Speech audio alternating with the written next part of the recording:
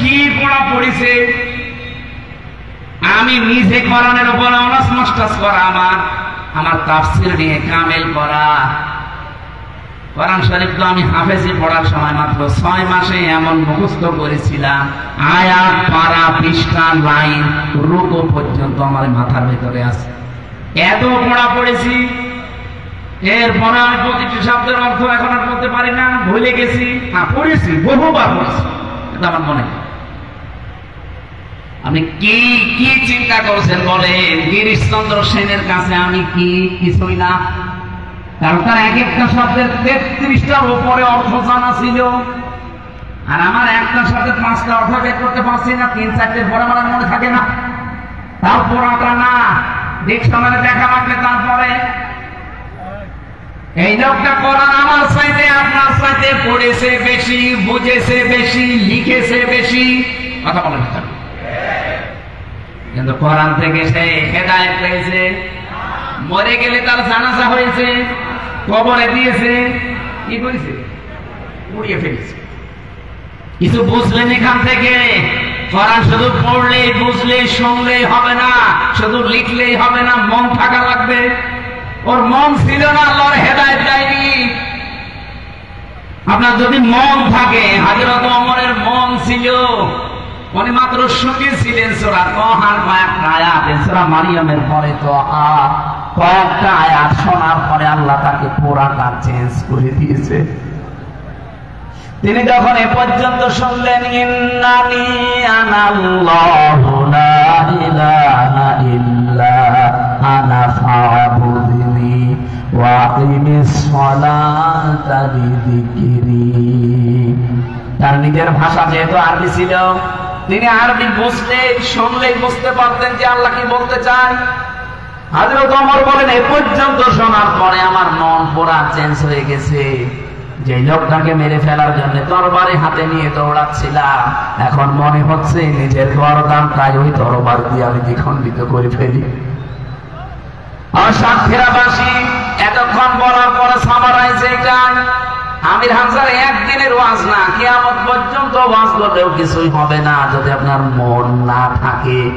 কোরআন শরীফের ক্ষমতা আছে, কিন্তু আপনার মন থাকা লাগবে না। কোরআনের ক্ষমতা নেই। দুনিয়ার সব মানুষকে হেদায়েত দেওয়ার ক্ষমতা কোরআন রাখে না, রাখে না। এই জন্য তো আলিফ লাম দিয়ে নির্দিষ্ট করে দিয়েছেন হেদায়েতের একচ্ছত্র কিতাবে একটা।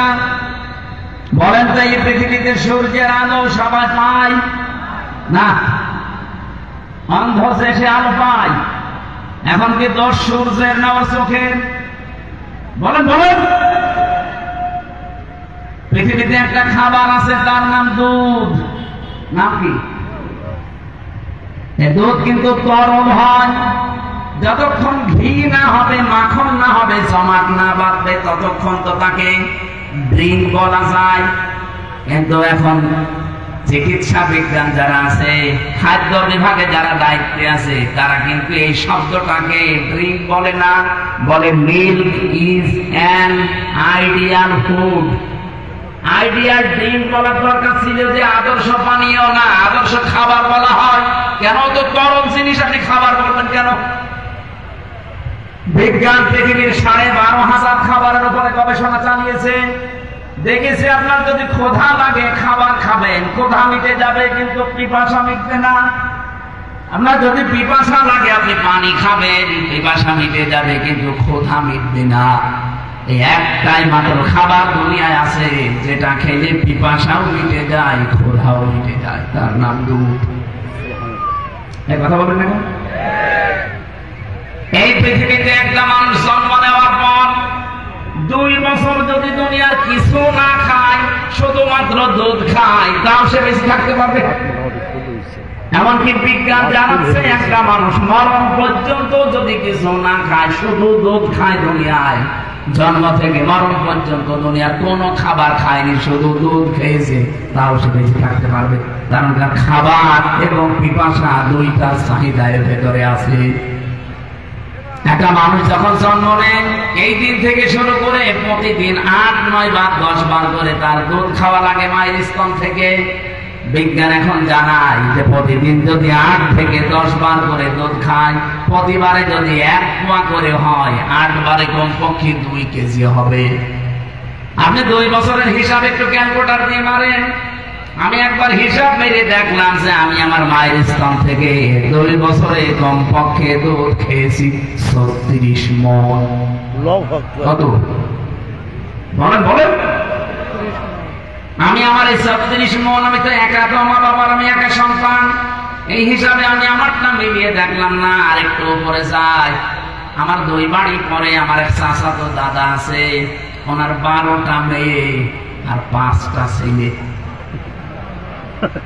আমি ওনার বউকে একটু মিলালাম, দেখি তো ওই মুরব্বী মহিলাকে একটু মিলাই। আপনি 12 আর 5 কত হয়? 17।